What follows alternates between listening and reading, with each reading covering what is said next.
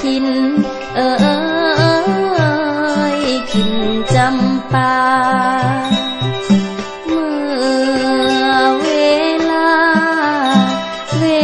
าเย็น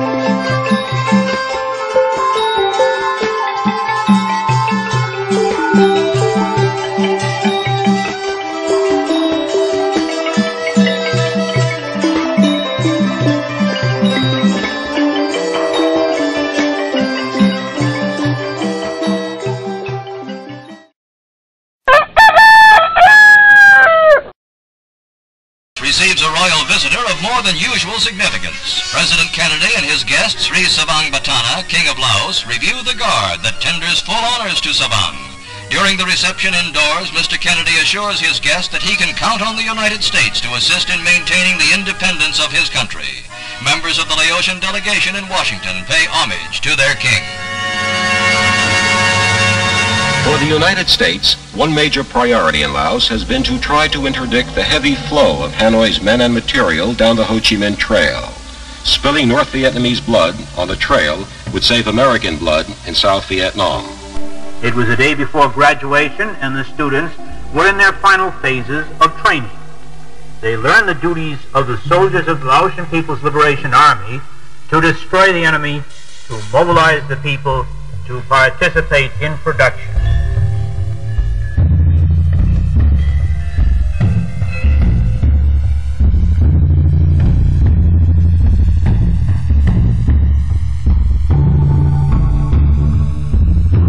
Buildings like these house the Requirements Office, which is said to be a kind of camouflaged military assistance group. There is a variety of unarmed air support provided by Air America and Continental Air Services, which are usually referred to as CIA airlines. They admit to operating more than 100 planes and helicopters, but they are not as forthcoming as to the exact nature of all their assignments. They ferry cargo and military supplies around the country. They also transport military personnel.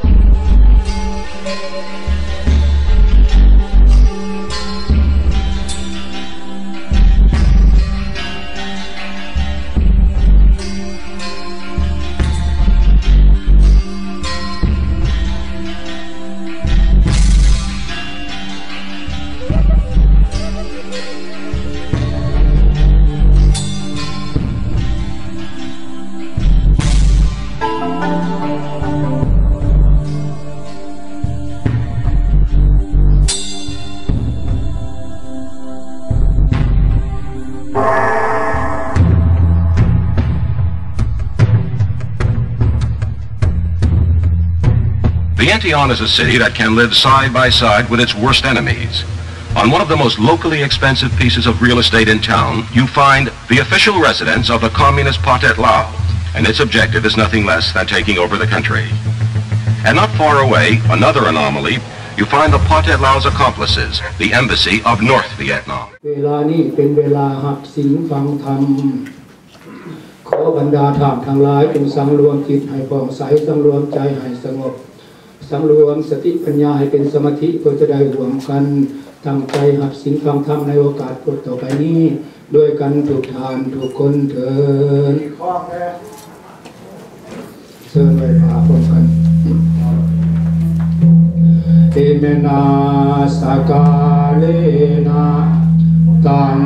พุทธังอภิปุสยามะอะระหังสัมมาสัมพุทโธภะคะวา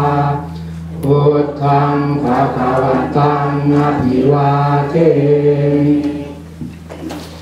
อิเมนาสกาเลนะตังธัมมังอภิปุสยามะสวากขาโตภะคะวะตาธัมโม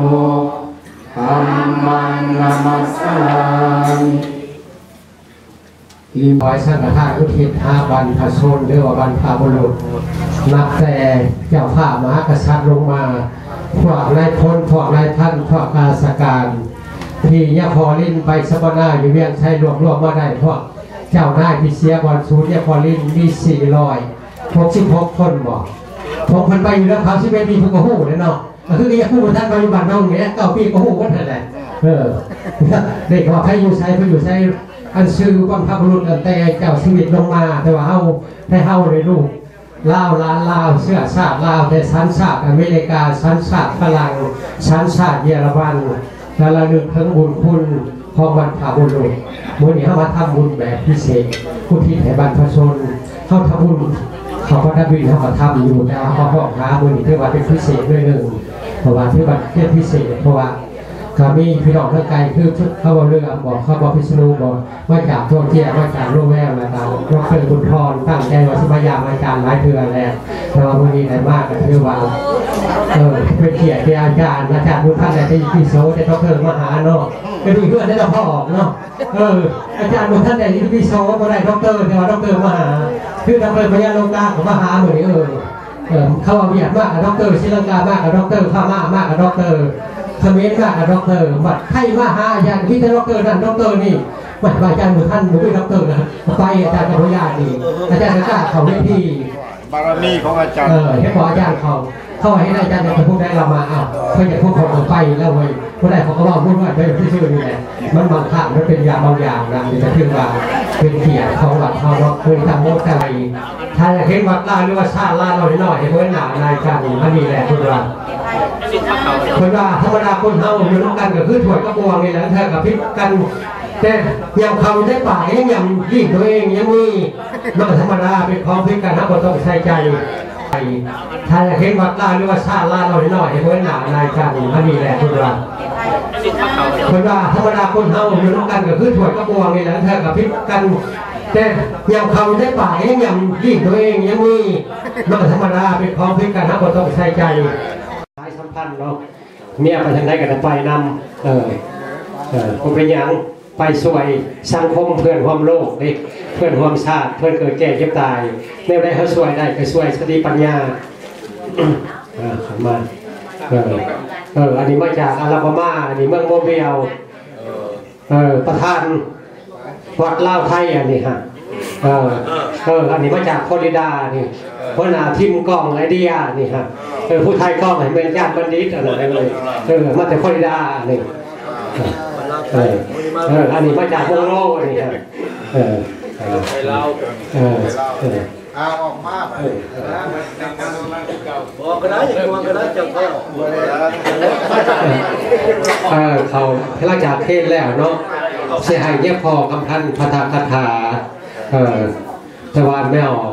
เข้าพังและพิจารณามักหรือบ่มักกับพังไปเขาบ่ต้องกันนั่นเพราะว่าเพิ่นสิบรรยายเรื่องสร้าง3 เสียงหรือว่าความเป็นมาสร้าง3 เสียงนั่นเป็นบรรพบุรุษแต่ถือมาแต่สมัยจะพังองค์ได้661 ปี แต่คนลาวเขาเนี่ยโมโหบัดคนลาวเขาผัดฟ้าเฉยบัดเจ้าหน้าที่บ้านเมืองทำคนความมรดกอันเก่าแก่มีอายุยาวถึง600 ปีนี่อาจจะว่าเขาจะว่ากันใหม่อีกนี่ต้องเรียนรู้ประวัติศาสตร์เนี่ยผู้ที่ยังผู้ท่านผู้เดียวมันก็เลยยุ่งเลยหนึ่งคำพูดแล้วว่าพระอาจารย์ผู้ท่านหนวดผู้แม่หนวดจะให้เข้าใจจูงลูกจูงหลานเห็นได้ครับมนเนี่ยของคำพันเนาะคนแรกนี่จากนอดโคโรนานี่ฮะให้รัตนาเทนานี่พอลิดากับชิมาไล่รัดอยู่หรอกชิมาเทนานี่เทนี่ให้ยะพอพายก็ยะพอลินมาทางก่อน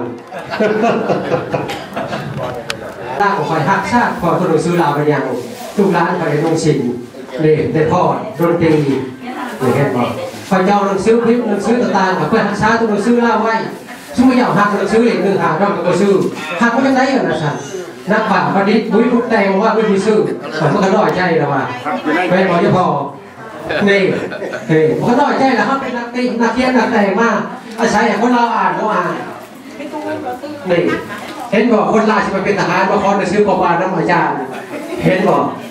คำว่าอ่านตัวลาก็ได้เขาบอกเป็นทหารกันดีอาจารย์เขาเลยคอเนี่ยผู้ปอบานว่าเฮียนช่ำเลยเลยว่าได้นั่นหนึ่งจะคอยไปเป็นทหารเห็นบอกท่านชัวว่าเห็นบอกเจ้าหน้าที่บ้านเมืองว่าเจ้าต้องรักษาภาษาเจ้าต้องรักษาทางธรรมเจ้าแต่ต้องรักษาอีกการหลักของเจ้านี่เห็นบอกลูกนั้นแสดงเสน่ห์ลงมาเห็นบอกซอยเห็นบอกเพื่อแห่งชาติภาษาประเทศทำประเพณีฮิตกองแต่ว่าคนลาวมันบ่เข้าใจในสังคมลาวเฮา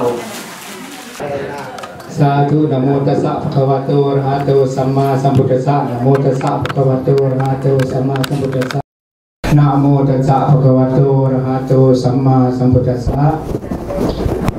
พรหมาจะโลกาทิเตเสตุธัมมังอนุคัมปิมังประสังอุกาสะอาราธนังกโรนะตั้งใจนะโม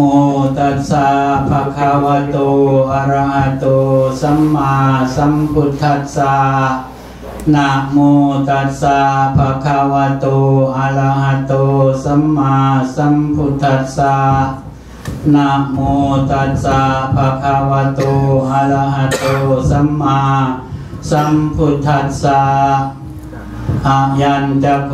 ทักขินาทินาสังคัมหิสุปฏิทิตา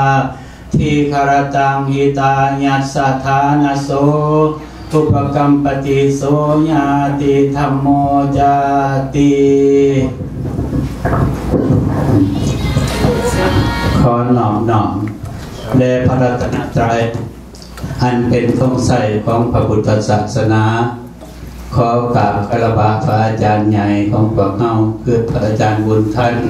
และยับพอคำขายพระอาจารย์ปูดินพระเทระทุกหาทุกองค์ที่มาห่วมในงานทำบุญอุทิศกันปนาผลไปให้บรรพชนวีรชนของศาสตร์ของเฮาในเมื่อนี้และการขอเจริญพรเฉพาะอย่างยิ่งคือไม่ออกนานบุญทอนเป็นหัวหน้าคณะพันธมิตรประชาธิปไตยได้นำคณะมาประกอบการเฉลิมฉลองทุ่ง3 หัวหรือว่า3 เสียนนั่นแปลว่าหัวก็เรียกว่าภาษาลาวสว่าทุ่ง3 หัวซึ่งมีมาแต่บรรพบุรุษของเฮานานแสนนานว่าเรื่อง3 หัวมันมีมาหลายล้านปีแล้วอันที่ว่ามานี่600 กว่าปีนี่แม่นบรรพบุรุษเฮานำสืบต่อมาแต่สมัยก่อนพูนมัคคามานพได้สร้างถนนทางรวมกันกับเพื่อนมิตรและได้ไปเกิดอยู่ในสวรรค์เวลามีสงครามกันกับพวกอสูรเพิ่นได้ขี่สร้างเพิ่นเอิ้นว่าสร้างมโนศิลามี3ไพรวันตกมาสมัยพญาเวสสันดรก็ได้มีสร้างเผือกเวลาเกิดมาแล้วแม่สร้างที่เดินอยู่ตามอากาศเอาสร้างเผือกเขามาไว้ในโรงสร้างจะเป็นต้นสร้างเผือกนี่ไม่ทั้งไรแต่ถ้าในบ้านเมืองอุดมสมบูรณ์เป็นเวลา7 ปี 7 เดือนแหล่งบ่มีข้าวปลาอาหารการเลยแต่งผ้ามาขอสร้างปัจจัยญาณาเขตไปเป็นสร้างขาวเผือกเอาไปแล้วป่าพ้นสนธากระโตกลงมา ซุ่มเย็นเป็นสุขตลอดทั้งเมืองเลยอันนี้คือคุณสร้างเผื่อต่อมาอีกพระราชอาณาจักรลาวเขานี่ก็ได้นำเอาสร้าง3หัวนี่เขามาเป็นทุ่งใส่ประจำศาสตร์ของเฮาเพราะสร้างในมีคุณประโยชน์หลายแก่บ้านแก่เมืองบ่ว่าจะเป็นลบทับจับซึกกับขาซึกศัตรูคนลาวเฮาเจ้าความหาชีวิตก็ขึ้นข้อ3ข้อมาเอาเรือนธาตุแผ่นดินวัดให้ลูกให้หลานคู่มือนี่ได้อยู่เพิ่นเสียสละเนื้อเพื่อใครจังเอิ้นว่าบรรพบุรุษหรือวีรชนนักรบผู้กล้าหาญทั้งหลายตายอยู่ในสนามรบเอาต้นญาติโยมอาจสิเป็นลูกเป็นผัวหรือว่าผู้ใดอยู่ที่มานี้อาจสิถือเขาเอาไปกักไปขังไปสัมมนาตบตีขาฟันปัจจุบันนี้พวกที่ใส่โซ่ใส่ข้านมันยังหลายอยู่เลยเอาตั้งใจกันเลยยังไม่ทันเดียวเลยยังหลายอยู่เพราะฉะนั้นกระบวนการทั้งหมดที่เห็นเพื่อประชาธิปไตยคือพันธมิตรกับพันแหนหนึ่งเป็นห่วงเป็นใหญ่นำบาดนำเมืองเสื่อมสูญเสียเอกลักษณ์มันกับแผนเขาบอกว่าเป็นสุดลูกหลานจะในภาคกระเด็ดผู้เฒ่าผู้แก่เด็ดกระเถิบคือโคเพื่ออยากให้มีการแก้ไขปัญหาต่างๆภายในศาสตร์ของเราคล้องเลยครูบาอาจารย์กระโดดมาเดินมาแต่ไกลแต่เท็กซัสแล้วแต่ลุยเสียอาณาแล้วอยู่นี่แน่โดยเฉพาะอาจารย์เนี่ยอาจารย์บุญพันธ์ของเราเป็นขั้นถูกกับไหนลูกไหนหลานย้อนวิสัยย้อนยักษ์ไหนที่บ้านบ้านเมืองมีความสุขเสียสละทุกอย่างมารวมกันนำผ้าของตนนั้นย่อมเป็นขันถุงให้เพราะฉะนั้นงานนี้จึงถือว่าเป็นงานสำคัญงานระดับศาสตร์ไม่ออกไม่ย่อมได้มานำอยู่นี่ถือว่าเป็นโชคดีอันหนึ่งได้ร่วมกันสัมพันธ์ทำให้ดีสร้างความสมานสมัคคีเพื่อรักษาความเป็นศาสตร์ดาวไว้ถ้าเราสามัคคีกันนี่ดาวสิยังมีอยู่ในปึ่งซื่อๆเลยคนเราสิบ่มีอ่ะเขาสิเขียนไว้ในประวัติศาสตร์ว่าเล่าไว้ในปึ่งซื้อของเราสิเขาไปอยู่ในปึ่งก็ได้ดูกลางเลยเพราะฉะนั้นให้มีกำลังใจต่อสู้เฮ็ดเวียนเพื่อบ้านเพื่อเมืองของพวกเราเบาเจ้าคุณสั่ง3ตัวมันหลายยังบ่ได้สมัยเมียงจันดานสร้างก็คือกันนั่นบ่ได้ชีโคดก็ซ้ำกับอนุไว้ให้รักษาของคำของคุณ4อย่างเด้อเพิ่นว่าคือพระองค์พระแก้วทั้ง3และพร้อมกับทั้งของคุณแท้แก้วดวงพญานาคขั้นขันรักษาของ4อย่างนี้ไว้ได้เมืองบ้านเจ้าเสียวหุ่นเครื่องภาคเอ้ยสร้างไว้ซั่นได้บ้านก็สิบ่เว้าอีกสิบ่ทันแต่เรื่องสร้างเรื่องแม่นยังแปลรวมพญานาคมันสิบ่มีเวลานี่จังหน่อยครูบาอาจารย์สิบ่ได้สันเขาอีกแบบว่านี่หาก็เว้าได้3-4 พวกบ่ไปสันเขาก่อนเวลามันน้อยบัดนี้สิมาเว้าเรื่องสร้าง3หัวที่มีคุณประโยชน์ต่อพวกเฮาในปัจจุบันนี้ทุกคนที่มานี่เป็นอพยพแล้วผ่านมานี่แม่นขี่สร้างเข้ามาเด้ลูกหลานเด้อีพ่ออีแม่ผู้เฒ่าผู้แก่ขี่สร้าง3หัวนี่เข้ามาบ่ได้เฮ็ดพาสปอร์ตบ่ได้เสียวีซ่าบ้านเมืองเซิ่นขึ้นย้อนมาอยู่ประเทศสหรัฐมาหอดแล้วให้ความต้อนรับครับสู่มีเขามีน้ำปูปลาหน้าน้ำจัดไว้ให้พร้อมที่บอกทีวีเครื่องอยู่เครื่องกินให้มีที่อยู่ที่อาศัยย้อนนี่ยังย้อนคุณสร้าง3หัวนั่นเป็นเครื่องปกป้องคุ้มครองแท้เฮามาอยู่นี้แต่บัดมาเถิงพี่แล้วบางคนก็หลงลืม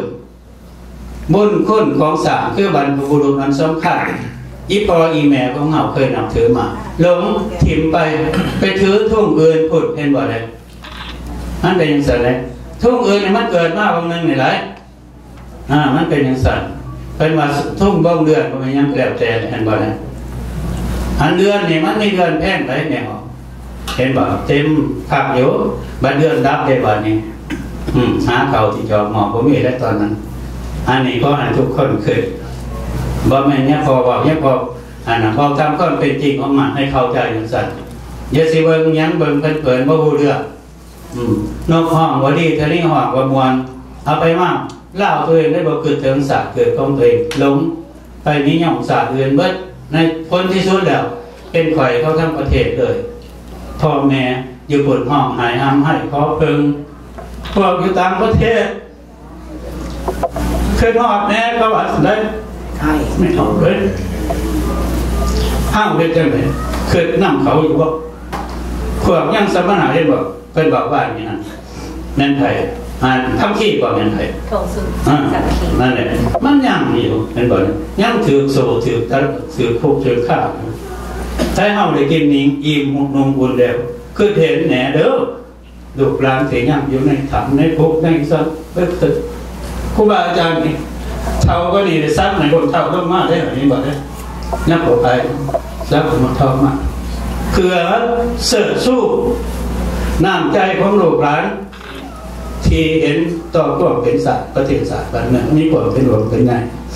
ว่านี่นอกจากนั้นแล้วก็ยังบ่ได้มื่อนี้มาดำเนินถึงอันนี้มันบอกถึงทุ่งสามหัวบัดนี้พ้นเท่าหนาทางว่าได้ขี่สร้างกับมามีความสุขความสบายเดียวสบายกว่าผู้เฒ่าผู้แก่นี่เงินส่งมาหาเพื่อนเงินเฒ่ามันบ่ต้องไปเอาอยู่ในแบ่งสำเข้าเขาแบ่งให้โดยสนุกสุขสบายเพราะแห่งปนันลืมพ้นสามหัวขั้นชีวภาษาธรรมะพ้นอาคตัญญูบ่บุญพวกมีตายไปตกนรกแล้วเป็นลูกของพ่อของแม่คือกันขั้นบ่หักพ่อหักแม่ขึ้นนี่เฮ็ดให้พ่อแม่น้ำตาตกโคกตาหน่อยพวกมีตกนรกทั้งเป็นกระตกปัจจุบันนี่กระตกนรกพวกบ่รู้จักบุญจักคุณนี่ลูกหลานบ่จักบุญคุณอีกอยแม่ทุกเฮ็ดจังได๋ก็บ่ขึ้นบ่เกินหรอกขั้นผู้ใดอุ้มสู้อีกอยแม่หักพ่อหักแม่เฮ็ดหยังก็ขึ้นก็เกินอันนี้คือบุญคือกุศลเทพเจ้าคนแน่เบิ่งอยู่บ่แม่นบ่แน่ได้ดังนั้นแต่เพิ่นจึงว่าสัมมันตาจักวาเลสุอัตตะเสิร์ชมากเทวบุตรเทวดาทั้งหลายแม้ฟังนะพวกข้าพเจ้าสิทำดีได้นี่เห็นบอกอาจารย์ใหญ่นั่งเป็นประธานพระพุทธรูปเป็นแถวเป็นสักขีพยานให้พวกเฮาดำเนินถึงความเป็นศาสตร์ให้รู้จักบุญจักคุณมีกตญูกตเวทิตาเป็นลูกศิษย์ของพระสัมมาสัมพุทธเจ้าต้องรู้จักกตญูกตเวทิตาบุคคลผู้หาได้ยากสองอย่างเห็นบ่กตญูผู้ทำอุปการะก่อนกตเวทิตาผู้อุปการะที่ทานนะทำแล้วได้ตอบแทนอันนี้ในธรรมะเขียนหลายอย่างครับแน่ค้นหาได้ยากสองประเภทนี้อันผู้ว่าบ่ฮู้หนูคุ้นบ่อยากหรอกจริงนะครับแกนทิมคือกันกับเกียเซียนนี่นิมนต์จังสันเดียวจึงว่าเริ่มบ่ได้บ่ได้เริ่มเป็นค้นหากตญูใส่การบ่ได้เด้อถ้าเป็นดาวก็เป็นดาวเครื่องเดียวบ่เป็นดาวสมบูรณ์แบบนะถ้าเป็นดาวสมบูรณ์มันก็ต้องรู้จักคนศาสตร์คนประเทศคนก็เกิดต้องตนบ่ตรงต้องเกิดอยู่ไสใหญ่อยู่ไสลูกหลานเกิดอยู่เมืองลาวเป็นขอบเป็นแรงเป็นบ่อเกิดของตนรู้จักหักศาสตร์แท่งเสื้อกินกบกินเขียดใหญ่อยู่หั่นจนเฒ่าจนแก่มากฮอดต่างประเทศได้ล้มลืมขอบล้มลืมแดงตัวเองอันนี้ใส่การบ่ได้แม้แต่หมดแดงเห็นบอกมันก็ยังรักษาห่วงห้ามของมันไปเฮ็ดห้ามของมันการตั้งตะโกตะแม่ผูกมากันผู้จักโยว่าตายสู่กับมนุษย์นี่ข่อยหน้าที่ของข่อยต้องป้องกัน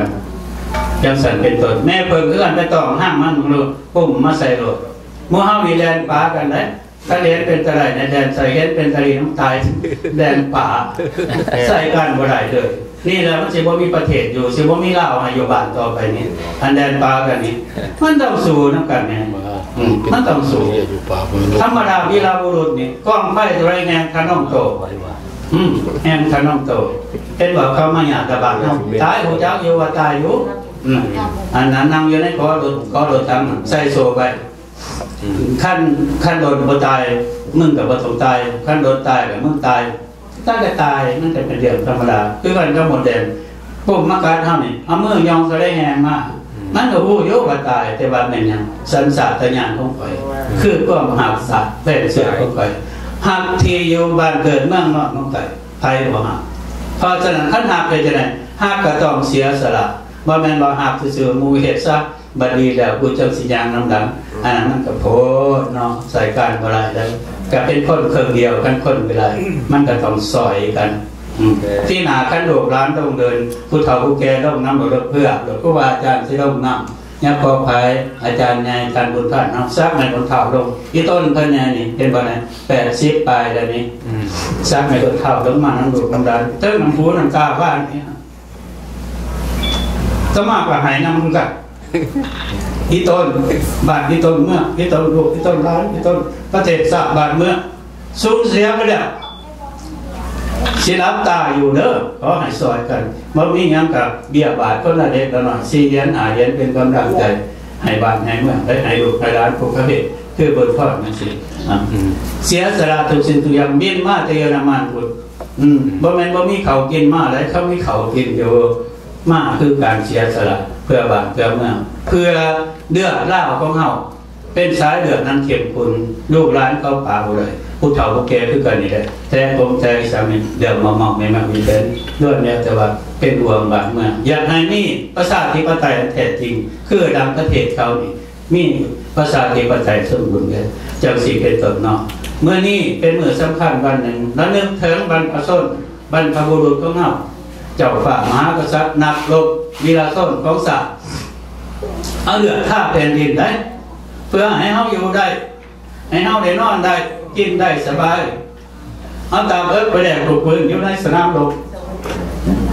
ตายตายตายถือปืนตายลูกปืนบ่เหลือนะครับตายทั้งสิ้นเป็นอย่างเพื่อเราอยู่ได้เพื่อเราอยู่ได้จังซั่นจะมาเฮ็ดบุญบัดนี้นี่บุญทิศส่วนกุศลไปหาเปิดให้ไปหอดไปถึงนับแต่พระบาทสมเด็จพระเจ้ามหาชีวิตนักธรรมเฮสีลูกหลานทั้งหมด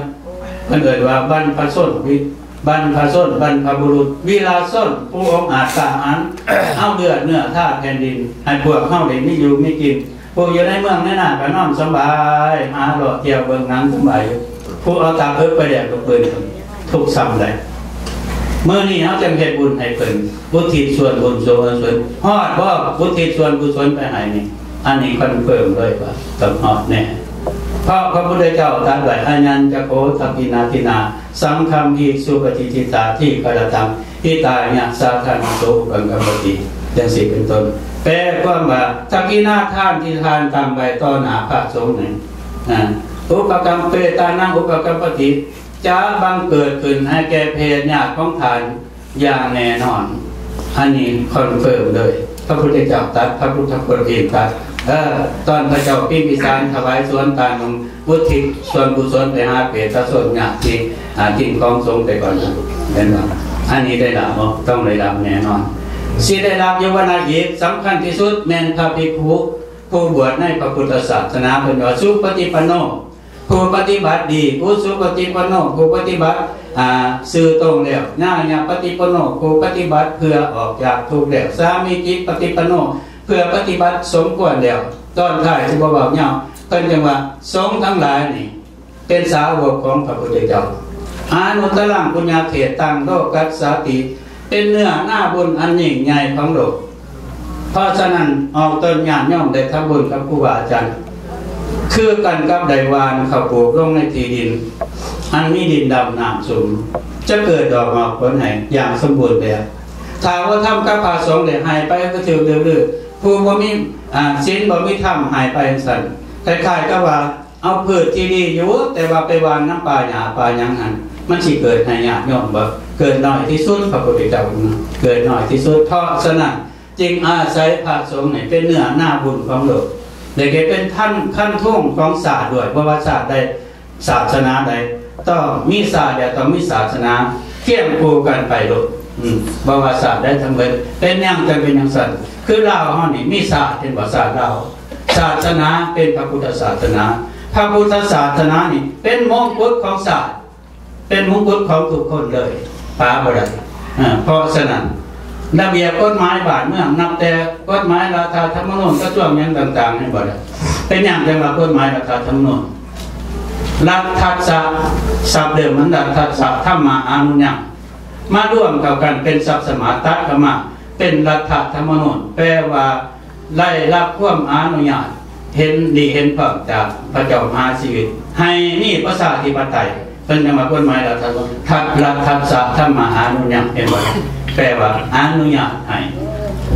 รัฐบาลปกครองอำเภอว่าร้ายหรอกเนาะเอ็มไม่ออกหมวกนางหมวกรังหมวกสีหาได้ลูกนิมนต์ก่อนเลยจุดมีแต่จุดเด่นๆเลยจังหวะไม่ล่ามันก็มาเลยงานน้องกับหมวกนางหมวกรังที่หนาจังหวะกันใหม่กันว่าโอกาสมีดินฟ้าอากาศดีเนี่ยพ่อก็จะได้มากที่เรา3-4 องค์นี่ก็ให้มีอายุมันก็เนื่อยเป็นขั้นทุ่งให้ญาติให้โยมบ่เป็นธรรมดานี่คือการวัดอาจารย์ใหญ่ของเฮานี่ให้สถานที่อุปการะเบิ่งแง่ทุกอย่างมาอยู่นี่ก็บ่จักน้ำกับข้อมกาแฟเตี๋ยวกอบใจหลายๆเด้อในข่าวเตี๋ยวเคยบอกใหญ่ได้เสาบุญยังพอบ่อย่างนี้เรากันเป็นแน่นะเลยสักไว้นั่นพอลงมากอันที่ต้นอันนี้ขอมกขอบใจได้ในที่นี้อีกก็ภูมิใจที่สุดในข่าวมีซี่มาไหวพระคือนี่ใส่เงาอาจารย์ใหญ่วักตุดวักต่อวักตุดวักต่อเนี่ยพอก็เต็มบาบุไหลน้ำก็มีรางวัลอะไรอันนี้ยกขั้นทุ่งในเขาเลยถือว่าชนะเนี่ยพอเลยตอนนี้